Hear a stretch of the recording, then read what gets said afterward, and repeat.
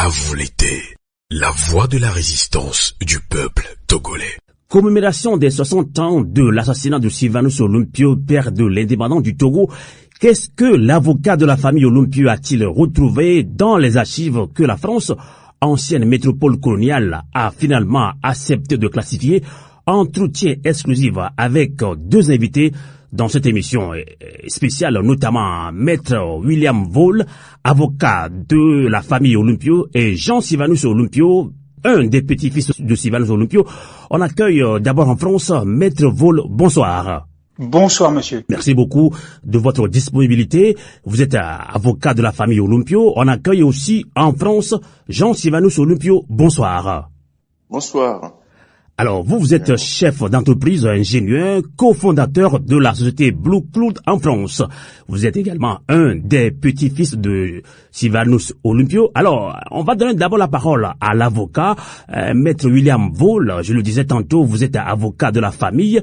Et justement, il y a quelques mois, vous avez obtenu auprès de la justice française la déclassification du dossier assassinat de Sylvanus Olympio. Alors justement, Maître Vol, en quoi consiste exactement la classification des archives coloniales dans le droit français?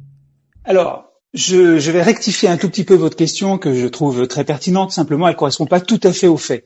En fait, je n'ai pas obtenu la déclassification de la justice française. J'ai obtenu des archives du ministère des Affaires étrangères français sans passer par une décision de justice. D'accord. Donc, la classification globalement, la classification des archives, on peut dire que lorsque ça intéresse la conduite des affaires étrangères de la France, il y a deux délais. On a 25 ans d'un côté, si c'est juste la conduite des affaires étrangères, et on a 50 ans lorsque ça touche aux intérêts fondamentaux de la conduite étrangère de la politique extérieure de la France. Et ce qui se passe, c'est que 25 ou 50, au moment où moi je fais la demande auprès du ministère, ces 25 ou ces 50 ans sont déjà passés, puisque l'assassinat date de 1963, et que moi je fais la demande en 1921. Donc, quelque part, et d'une certaine manière je peux dire ça, je n'ai fait qu'appliquer les textes de loi, je me suis pas battu devant un tribunal, j'ai juste demandé. Bon, on a demandé à plusieurs reprises, on a fait pas mal de choses, mais on a demandé et on a obtenu le résultat. Le résultat, c'est les archives. D'accord. Alors, Maître Vol, qu'avez-vous trouvé exactement dans ces archives qui pourraient mieux éclairer ce passé trouble mais douloureux de l'histoire du Togo et surtout en ce qui concerne l'assassinat crapuleux de Sylvanus Olympio, père de la nation togolaise? Alors, je vais vous dire, il y a trois résultats. Le premier résultat, c'est que, et c'est le résultat que beaucoup de Togolais, je pense, attendent, c'est on sait maintenant, avec quasi-certitude, qui a tué Sylvanus Olympio. C'est-à-dire que dans les archives, on a tout un tas de notes qui sont rédigées au fur et à mesure par les diplomates en temps réel. Ces notes sont destinées à leur hiérarchie. Et donc, ces gens-là notent sur papier ce qu'ils voient, ce qu'ils entendent. C'est la mission d'une ambassade, c'est d'abord de renseigner. C'est aussi de créer un lien entre les gouvernements, mais c'est aussi de renseigner sur ce qui se passe. C'est en quelque sorte de l'espionnage officiel admis, autorisé. Donc, ce que les diplomates écrivent, c'est que Sylvanus Olympio se trouve sur le trottoir face à l'ambassade, juste le long de l'ambassade, qu'il est pris en tenaille par un ou plusieurs soldats, qui sont en tout cas habillés en soldats, et que il aurait tenté de s'enfuir et qu'on lui aurait tiré dans le dos. Pourquoi je dis on lui aurait tiré dans le dos? Parce que quand on tente de s'enfuir, généralement on le fait pas à reculons, on le fait en marchant en avant. Donc, il semble qu'il ait été tiré dans le dos. On sait aussi que cette personne qui a fait le coup, ce serait un certain sergent-chef Étienne, qui, entre nous, serait assez bête pour aller auprès de ses amis, de ses camarades et dans la capitale, raconter à tout le monde que c'est lui qui a tué le président Olympio, sergent-chef Étienne. Donc, évidemment, quand on a lu ça avec monsieur Jean Sylvanus Olympio, on a été un peu surpris parce qu'on s'est dit, mais Étienne, est-ce que ce serait le Étienne Aïdima Niasimbe? Bon.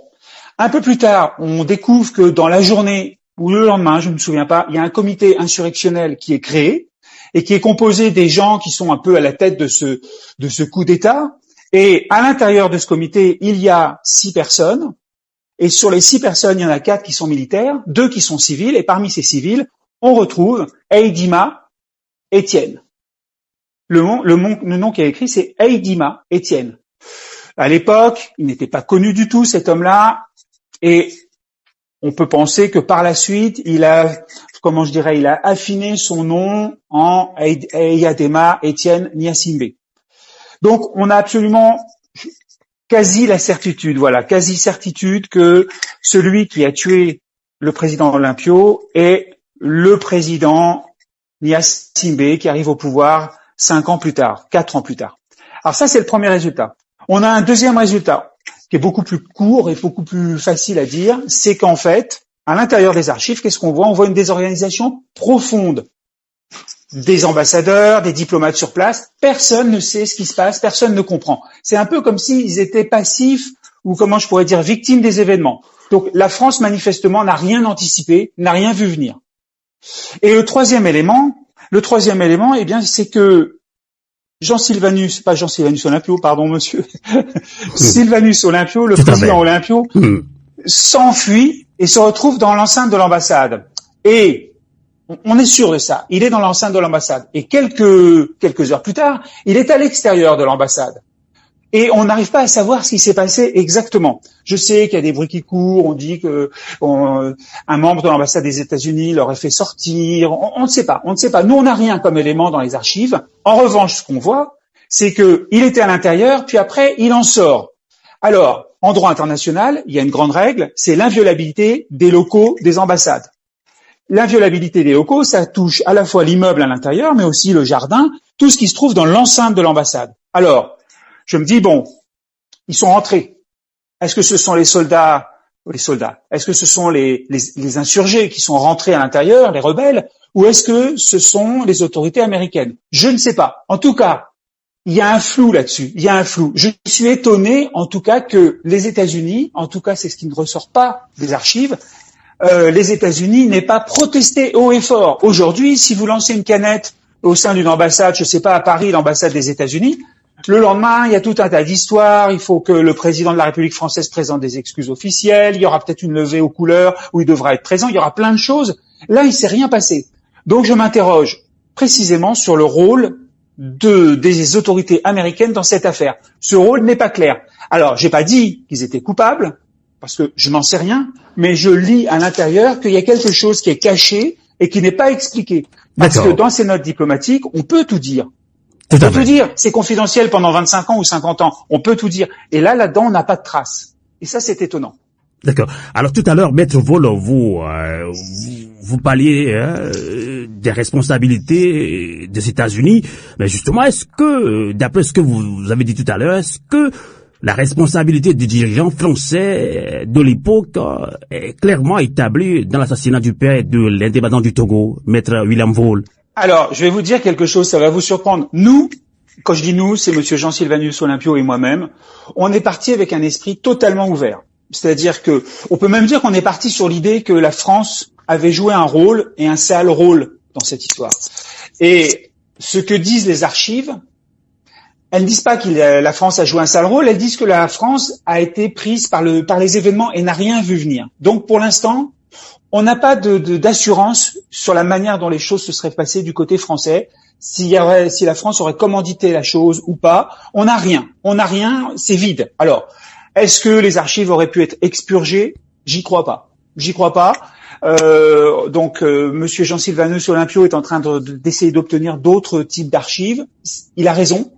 Il faut faire avancer la chose. Vraiment le point essentiel, c'est que du point de vue de la responsabilité de la France, je dirais, elle est plutôt politique que juridique. C'est-à-dire que vous avez un homme qui arrive au pouvoir en 67, qui est un régicide, qui a commis un crime, dont il s'est vanté. Je ne sais pas si vous imaginez un peu la chose, mais dans tous les pays du monde, tuer quelqu'un, c'est lamentable, c'est moralement répréhensible et c'est illégal. Lui, il tue un président, puis après, il devient le président de ce pays-là, et non seulement il s'en vante, mais après, il dit que ce n'est pas lui. En 93, dans son livre « Ce que je sais du Togo », rédigé par un autre probablement, il dit « ce n'est pas moi qui ai fait le coup. Alors c'est qui ?» Non, il faut être sérieux. Donc, cet homme-là, il prend le pouvoir sur la base d'un crime, parce que c'est lui qui a renversé le président Olympio, donc c'est un crime de tuer quelqu'un. Ensuite, il ment, mensonge. Et ensuite, il faut bien voir que ce président avait été démocratiquement élu. C'est-à-dire que lorsqu'on fait ça, on trahit le peuple.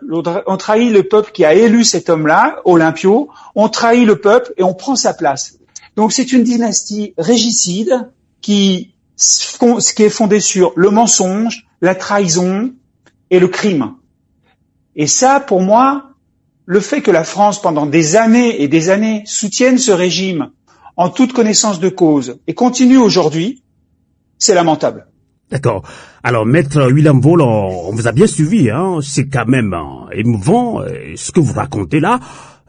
Beaucoup de Togolais ne comprennent pas justement pourquoi on a tué le père de la nation, Sylvanus Olympio. Ça fait mal au cœur à beaucoup de Togolais. Alors, avant de vous relancer sur une dernière question, nous avons heureusement dans cette émission spéciale Jean Sylvanus Olympio, un des petits-fils du père de l'indépendance. Alors, Jean Sylvanus Olympio, on a écouté tout à l'heure votre avocat. D'ailleurs, est-ce que la démarche pour obtenir l'accès aux archives françaises relatives à l'assassinat de votre grand-père, feu président Sylvanus Olympio, a été facile?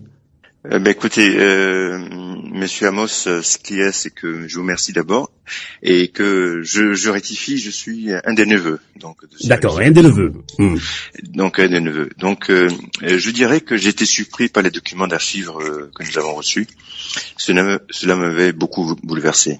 Donc, c'est vrai qu'il y a eu beaucoup de narratifs sur Sylvanus Olympio, sur l'assassinat de Sylvanus Olympio. Donc, vous savez, j'ai demandé à disposer des archives sur cet assassinat parce que je voulais savoir la vérité et à travers des faits et des écrits de l'époque. Alors, dans votre action de mener une bataille juridique où vous avez pu obtenir auprès de la justice française la déclassification du dossier concernant l'assassinat du père de l'indépendance Sylvanus Olympio, est-ce que vous avez reçu le soutien de Giglis Olympio, l'un des fils de Sylvanus, qui fut longtemps un farouche opposant au régime Gnassingbé père et fils? Écoutez, j'ai eu le soutien de la famille Olympio, de l'ensemble de la famille Olympio, et cela me suffisait. D'accord. Alors, Maître Vaul, vous avez écouté tout à l'heure votre client dit qu'il a eu le soutien de la famille Olympio, une grande famille d'ailleurs. Alors, justement, sur la base des précisions livrées par les archives de l'État français, alors, que peut faire ou que compte faire la famille Olympio selon vous, Maître Vaul, vous qui êtes l'avocat de la famille Olympio? Alors, moi, je suis l'avocat de Monsieur Jean Sylvanus Olympio, qui lui-même est au sein d'une grande famille, effectivement. Je vais vous faire une réponse d'avocat. L'avocat est au service de son client, vraiment absolument au service de son client, qui est maître à bord et seul maître à bord. Aujourd'hui, je crois que la priorité, c'est de connaître un petit peu plus ce qui se passe, ce qui s'est passé, les implications des uns et des autres, maintenant qu'on a identifié le tueur. Et après, on fera probablement une action judiciaire, peut-être pour avancer, mais si vous voulez, la question de l'action judiciaire, elle vient après la découverte précise des événements. Si je dis, voilà, on va faire une action contre les États-Unis ou contre la France, etc., je vais avoir l'air ridicule. Tout le monde va sourire, vos auditeurs vont sourire et vont dire, mais il va faire ça comment, dans le vide, c'est quoi la responsabilité de la France là-dedans? Je sais que la France est mal perçue parce que c'était une puissance coloniale. Je le comprends très très bien. Et d'ailleurs, on était parti sur cette base. Mais pour l'instant, franchement, on n'en sait rien. Ça viendra. Je pense que la famille Olympio aura quelque chose à faire et quelque chose à dire sur le sujet par la suite. Mais pour l'instant, on n'en sait rien. D'accord. Alors, sauf meilleur avis, hein. Peut-être que Monsieur Jean Sylvanus Olympio est là, va me contredire, hein. N'hésitez pas, moi je suis l'avocat. D'accord. Alors, Jean Sylvanus Olympio, on a écouté votre avocat qui est quand même disposé à continuer cette bataille juridique, donc, puisque dans l'assassinat de Sylvanus Olympio, père de la nation, il y a tant d'histoires, l'histoire est tronquée selon beaucoup de Togolais. Alors, Jean Sylvanus Olympio, est-ce que les révélations des archives confirment ou contredisent les narratifs qui nous ont toujours été servis? Je pense que il y a les deux. C'est-à-dire que ça confirme que Sylvanus Olympio a été tué par Eyadema. Ça contredit tout ce qui était dit sur les raisons sur le franc CFA et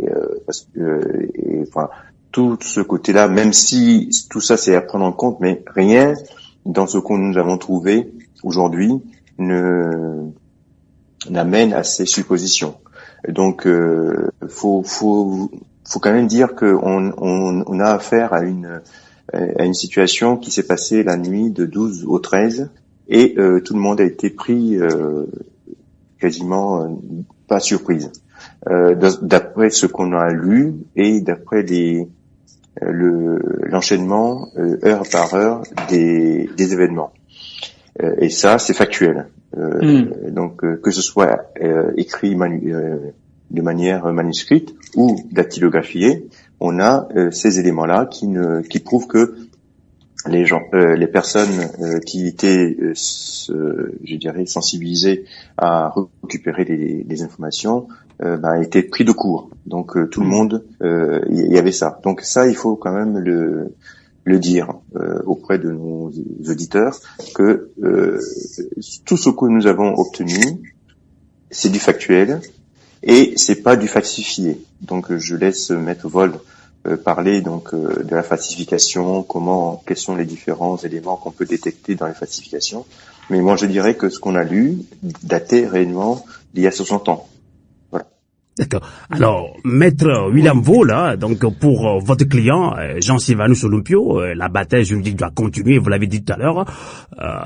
Justement, vous l'avez dit également que cette histoire est un petit peu tronquée. Beaucoup de Togolais veulent comprendre la vérité. Vous avez dit tout à l'heure que Étienne Gnassingbé, à l'époque, a menti également au monde entier. Alors, justement, on parle de fraude ou bien de falsification de dossiers. Qu'en dites-vous? Alors, je dis exactement la même chose que Monsieur Jean Sylvanus Olympio, c'est-à-dire que, la théorie sur le franc CFA, la théorie sur les mauvaises relations qu'aurait eu Olympio avec les autorités françaises de l'époque, qui étaient des autorités extrêmement autoritaires. On avait Focard, on avait le général de Gaulle, tout ça. C'est certainement vrai. Il n'y a pas de doute. Il y avait des tensions, ça c'est certain. Mais, si vous voulez, l'assassinat, dans les archives, est révélé, est montré comme étant le fait de Gnassingbé. Donc, si vous voulez, il peut y avoir de très mauvaises tensions, pas mal de choses, mais ça peut être un autre événement qui crée ce coup d'État. Vous voyez, c'est-à-dire plusieurs événements sont possibles, ces théories sont tout à fait intelligentes, intelligibles, mais pour autant, c'est pas celle-là. C'est pas les bonnes théories, en tout cas, qui justifieraient le geste de Gnassingbé. Nous, ce qu'on a dans les archives et ce que disent les diplomates de cette époque-là, ils disent que Gnassingbé probablement a agi, comme vous l'avez dit au début. Alors, vous l'avez pas dit vraiment exactement ces termes-là. Vous avez parlé de crime crapuleux, c'est-à-dire qu'en fait, il a eu l'opportunité d'agir et il a agi. Il a tué le président et il s'est dit, moi, je vais en tirer un profit. Parce que, ce que vous n'imaginez pas, parce que vous êtes un homme de radio, moi j'ai côtoyé beaucoup de gens qui sont arrivés à des postes très très hauts dans les hiérarchies du monde entier. Et ces gens-là, comme on dit, on a les dents qui rayent le parquet. C'est-à-dire, ils sont extrêmement ambitieux. Et leur ambition, elle ne démarre pas à l'âge de 50 ans. Elle démarre tout petit. Déjà, quand ils ont 10 ans, il y avait un certain président français qui disait qu'il, en 13 ans, il pensait à être président chaque matin. Eh bien, c'est ça. C'est-à-dire que le président Gnassingbé, le premier président Gnassingbé de cette série, qui a l'air assez longue, le premier président avait sauté sur l'occasion parce que c'était le moment rêvé pour lui de se mettre en valeur. Et c'est comme ça qu'il intègre après le comité insurrectionnel, parce qu'il n'avait aucune raison de faire partie de ce comité insurrectionnel. C'était pas un soldat de l'armée togolaise, c'était un démobilisé de l'Algérie. Ça n'a absolument rien à voir. Donc, pour moi, ce que révèlent avant tout ces archives, c'est un crime crapuleux. Et ça, c'est odieux. C'est odieux. Alors, sur la question précise que vous posez, c'est-à-dire falsification des archives ou pas, alors, il y a quelque chose, on a compté, je crois, le nombre de pages, il y a 2000 pages là-dedans. Les 2000 pages sont cohérentes. Elles se tiennent entre elles. Il n'y a pas de pages qui disent exactement le contraire de façon flagrante, pardon. Ça, c'est un premier élément qui atteste qu'il n'y aurait pas falsification. Après, je me dis, la France glisse à l'intérieur de faux documents qu'elle nous envoie, et puis nous, on est dupes. Alors, il faudrait que vous voyiez ces documents. Ces documents, ils sont sur du vieux papier. Ils sont en mauvais état. La note la plus importante est écrite sur écrite sur 10 ou 12 pages. Elle est manuscrite.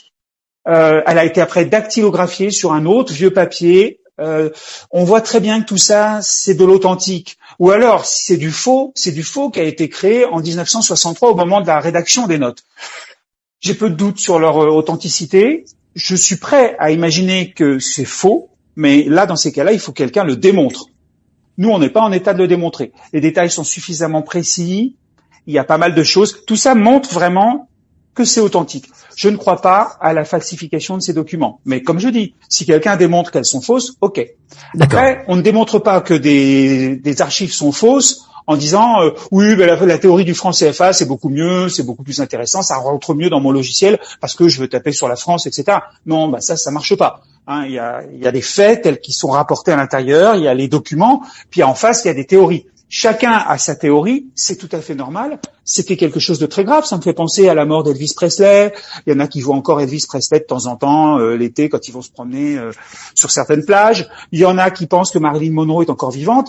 Bon, heureusement pour Sylvanus Olympio, on n'en est pas là, mais quand même ces théories sont plus de ce côté-là. Et je suis désolé de dire ça pour tous ceux qui pensent que ces théories sont exactes.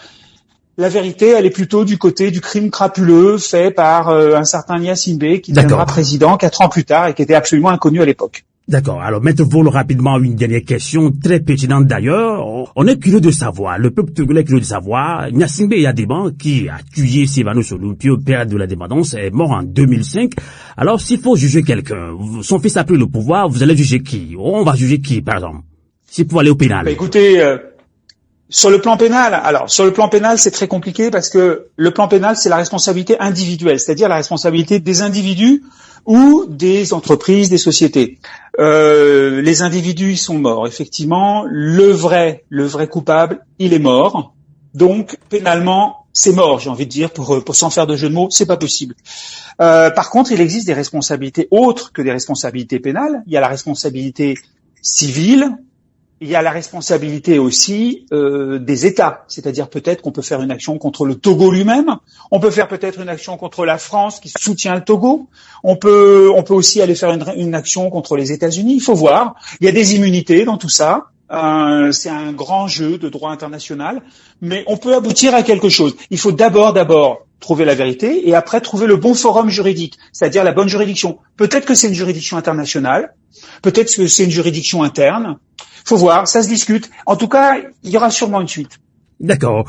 En tout cas, merci beaucoup, Maître William Vol. Je rappelle que vous êtes l'avocat de cette grande famille Olympio, justement, de Jean Sylvanus Olympio, à qui nous allons aussi demander de livrer un message s'il en a, justement. Le peuple togolais est à l'écoute, la diaspora togolaise est à l'écoute, la diaspora africaine également, les panafricains sont à l'écoute. Beaucoup ont dénoncé cet assassinat crapuleux du père de l'indépendance. D'ailleurs, c'était le premier coup d'État en Afrique qui a marqué beaucoup d'Africains. Alors, Jean Sylvanus Olympio, est-ce que vous avez un message particulier justement à l'endroit du peuple togolais, y compris la diaspora, qui commémore avec vous également les 60 ans d'assassinat du père de l'indépendance, justement, un peuple togolais qui vit toujours sous une dictature implacable, Jean Sylvanus Olympio? Écoutez, moi je vais livrer un message pour nos compatriotes togolais et togolaises. Et donc je dirais que c'est dans la tempérance de sa vision de bâtir une nation que Sylvanus Olympio a gagné la qualité, la valeur et le mérite d'une référence républicaine qui dépasse tous les clivages composites du Togo. Une compétence, une transparence, une clairvoyance. Donc, dans le vaste majorité, les Togolais peuvent exhiber cette immense personnalité et l'ensemble des œuvres comme un monument de ralliement pour construire un avenir de vérité. L'art d'une nation réconciliée et apaisée au Togo repose en Sylvanus Olympio.